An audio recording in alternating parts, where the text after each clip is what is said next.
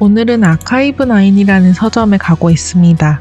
아카이브9은 작년에 이어 두 번째로 방문하는 서점이에요.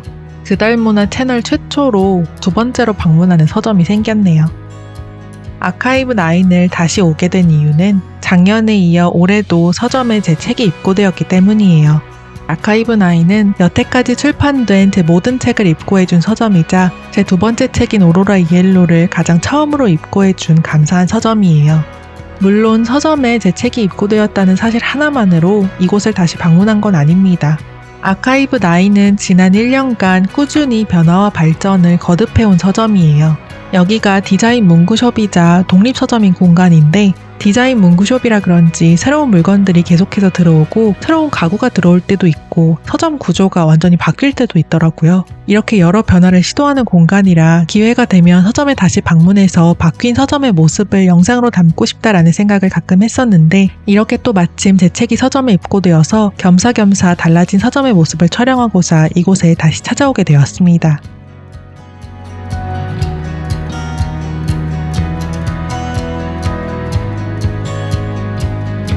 아카이브9은 디자인 문구숍이자 독립서점이에요. 디자인 문구를 판매하는 곳이라 그런지 공간은 아기자기한 매력으로 꾸려져 있고 거기에 책방지기님의 취향도 한 스푼 더해져 소녀스러운 매력도 찾아볼 수 있죠.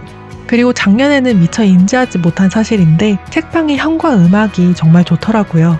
베이비 로션 같은 향이 공간 전체에 퍼져 있어서 입구에 들어서자마자 왠지 기분이 몽글몽글해지고 배경음악도 따뜻하고 경쾌하고 동화스러운 느낌이라서 공간의 인테리어와 정말 잘 어울린다는 생각이 들었습니다.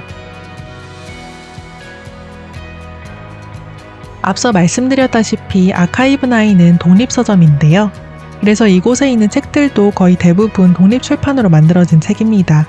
독립서점이라고 해서 반드시 독립출판으로 만들어진 책만을 들여올 필요는 없지만 이곳의 책방지기님은 확고한 철학을 가지고 아주 극소수의 책을 제외하고는 전부 독립출판으로 만들어진 책만을 들여오고 있다고 해요. 특히나 책방지기님께서 다양한 독립출판물을 모험하는 걸 좋아하다 보니 이곳에서는 다른 곳에서 찾아볼 수 없는 독특하고 재미있는 책들을 만나볼 수 있었습니다. 작년에도 신기한 책들이 많다고 느껴졌던 곳인데 올해는 그런 책들의 권수가 더 늘어났더라고요. 책들 중에는 유독 에세이가 많았는데 이것 또한 책방지기님의 취향이 반영된 것이라고 해요. 책방지기님은 책을 편식하나라고 표현할 만큼 에세이를 정말 좋아하는 분이신데 그래서 책방에 들여오는 책들도 대부분 에세이라고 합니다. 소설과 시도 간간이 있기는 하지만 그래도 책방지기님께서 가장 좋아하는 장르가 에세이인 만큼 책방의 서가도 자연스럽게 에세이 위주로 꾸려지고 있다고 하네요. 에세이와 기타 단행본들 외에는 독립출판으로 제작된 잡지들이 많았는데 이것 또한 잡지와 독립출판물을 좋아하는 책방지기님의 취향이 반영된 결과라고 합니다. 한 사람만의 취향과 선호로 온전히 채워지는 공간, 그게 바로 독립서점의 매력이자 작은 서점의 매력 아니겠어요? 아카이브9의 책장은 그런 면에서 고유한 매력이 짙게 느껴지는 공간이었습니다.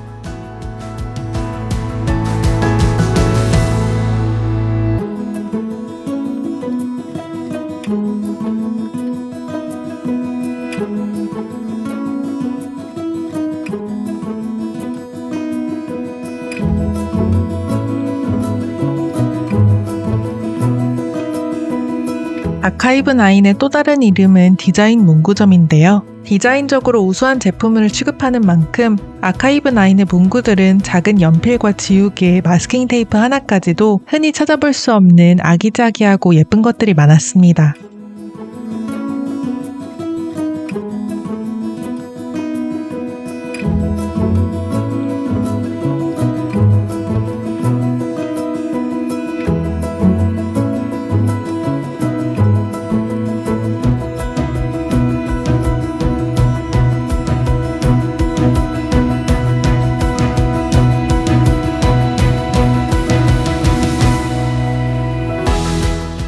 그리고 각 제품군마다 고유의 책장도 마련해두고 있었는데요.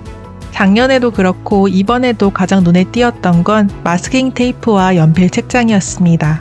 테이프와 연필같이 하나의 물건으로 이렇게 책장을 꾸미고 싶어도 집에서는 공간적인 여유가 없어서 그러기가 힘들잖아요. 그래서 저는 이렇게 딱 맞게 정리된 정갈한 책장을 보면 왠지 모르게 무언가가 충족되는 기분이 들더라고요.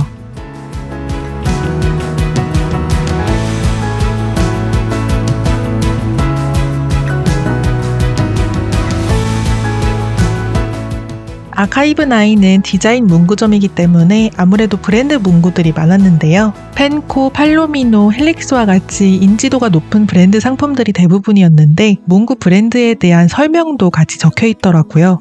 마치 문구 박물관처럼 각 문구 브랜드의 연역이나 역사, 창시자나 국적 등 매일같이 그 문구를 사용했어도 알 수 없는 지식들을 간략하게 정리해둔 메모가 있다는 점이 굉장히 재밌었습니다. 사실 이 메모들은 작년에는 없었던 올해 새로 생긴 포인트거든요. 근데 개인적으로 이 메모들을 붙여두신 게 정말 좋았어요.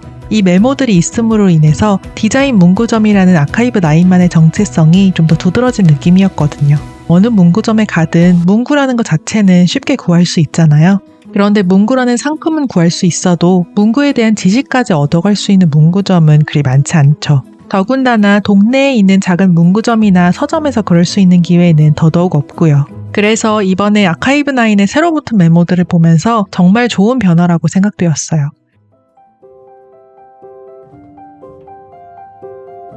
이렇게 알고 있던 공간들이 좋은 방향으로 변화하고 발전하는 걸 보면 왠지 모르게 뿌듯해지는 기분이 듭니다.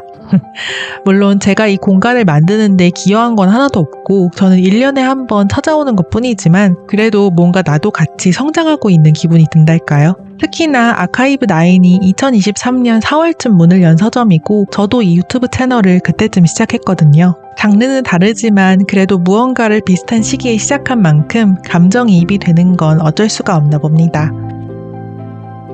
그래서 아카이브9은 왠지 모르게 더 응원하게 되는 것 같아요. 매번 새로운 시도를 하고 더 좋은 방향으로 발전해 나가려고 노력하는 작은 서점이자 문구점이 동네의 터줏대감처럼 오래오래 남아주었으면 좋겠습니다.